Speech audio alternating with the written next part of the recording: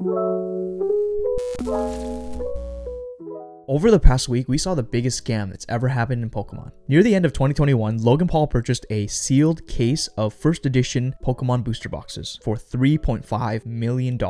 In the physical collecting world, sealed product goes for a premium, and especially this one due to the fact that it was believed that this was the only one on the entire planet. And being that these were the first ever Pokemon cards in English to be printed, they demanded top dollar. Now with anything in life, when it comes to making money, there's gonna be scammers. The box that Logan bought was passed around by 3 different sellers. There were also 3 different stories of how the box was obtained. For example, one of the sellers said that they got the box when they moved into their new home and they found it in the attic. Another person said they got it as a gift for their 12th birthday. These are all gigantic red flags in my opinion. But the biggest problem came when it was officially sealed and approved as authentic by BBCE. They have been in the industry of authenticating cards and sealed product for 20 years, and they authenticated and checked this box and said that everything was legitimate.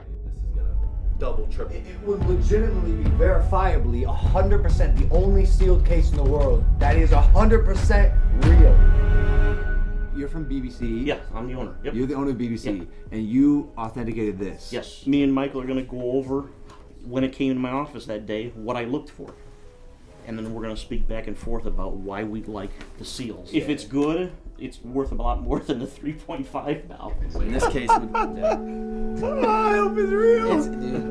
Back in March of this year, this case came into my office. They asked for my opinion if the outside of this case had been tampered with, played with, reproduced in any way. You could see in this piece of seal that was put on there by Wizards of the Coast that this tape is aged onto this case. This label too, the same embedded lines of the cardboard from age are in that label. there's no evidence of tampering. One edge would look different. In any way, shape, or form. I did my diligence just like I do for a sports case. Fast forward to this week, Logan Paul opened up the box and found 6 fake first edition booster boxes. And they were all filled with G.I. Joe cards. Not like this. Damn.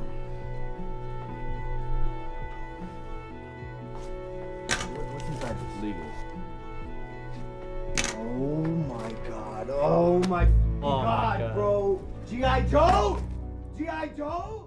Even though BBCE may have x-rayed the box, with these packs, there's no way to tell if these packs are authentic. This whole chain of events and all the transactions don't benefit anyone involved, and the person that wins is the scammer. Now, this whole situation could have been prevented if this box was sold on Veve as a digital collectible. And the reason why I bring up Veve is that Veve is the premium license holder for so many large brands. And with David Yu currently holding the card license for Pokemon, it just seems to make sense. Even though that box was 20 years old, even in today's standards when it comes to buying and selling physical collectibles, it's really all about a trust system. Especially when you're buying a sealed product, you have to trust the other person that everything inside the sealed product is authentic, and you want to keep it sealed because you want to keep that premium price tag. Not much has really changed in the world of physical collectibles and authentication. This is why I envision a future where all physical collectibles are minted as a digital asset to be traded on the Veve app, especially ones that are tied to large IP. What this would do is ensure that every transaction is recorded on the blockchain. You would have a clear record of the entire transaction's history of every single sale that occurred with this particular item, and you could also check if people's stories lined up, and you could also go back and look at the entire chain of ownership. And to be honest, in this day and age, I find it archaic that we still use the normal form of wrapping and sealing collectibles, such as Pokemon cards, knowing the value that these potentially will yield in the future. Something like a stop tape that you can purchase online for $6 just isn't enough of a form of security when it comes to buying or selling sealed product. This week alone, we've seen such a massive rise in all the prices on the Veve app. We see Walt and Mickey sitting at $39,000. We've seen Secret Rare Spider-Man go as high as $100,000. And we've seen Marvel comic number 1 reach an astounding $110,000. And we have confirmation that a lot of these were actually sold in massive transactions. And those massive transactions took place on the app seamlessly and easy. The transaction is all done on the platform. And there's not really a need for trust on both parties, just due to the fact that the gem transaction kind of takes care of itself. Another thing that happens a lot in the physical collecting world is counterfeiting. Counterfeiting collectibles have been around for such a long time. And when you're a collector, the last thing you want to purchase is a counterfeit. This is another reason why I'm so extremely bullish on Veve as opposed to other marketplaces. The biggest thing that sets Veve apart from other NFT projects is the massive IP and the brands that we have backing every single NFT on our platform. And all these brands are battle tested and have stood the test of time. And I'm not saying this to bash any other project, but comparing it to any other project down the road 5-10 years from now, regardless of what happens to Veve, most of these NFTs that you own are still the first appearance of a lot of these characters from Disney and Marvel to ever appear on the blockchain. And when it comes to collectors, you know how important first appearance, authentic, and official is. If you are on this app today, at the time of watching this video, congratulations, you are considered early. We are so incredibly lucky to be this early to the Veve app. There's still so much more utility to come once we get the Veveverse and the Master Collector program and the OMI utility article. There's all these great things still coming down the pipeline. And again, I say it in every video, Veve is a brand that I trust due to the fact that they have these massive IPs, and I know that everything I buy will always be authentic. I hope you guys enjoyed today's video. Remember to follow me inside the Veve app. Make sure to go to the marketplace and look for a number 45 Captain America Secret Rare and follow me through there. And let me know what you think in the comment section below. Do you think that digital collecting will overtake physical collecting one day? Make sure to like and subscribe to let the algorithm know you want to see more of my videos, and I'll catch you guys next time.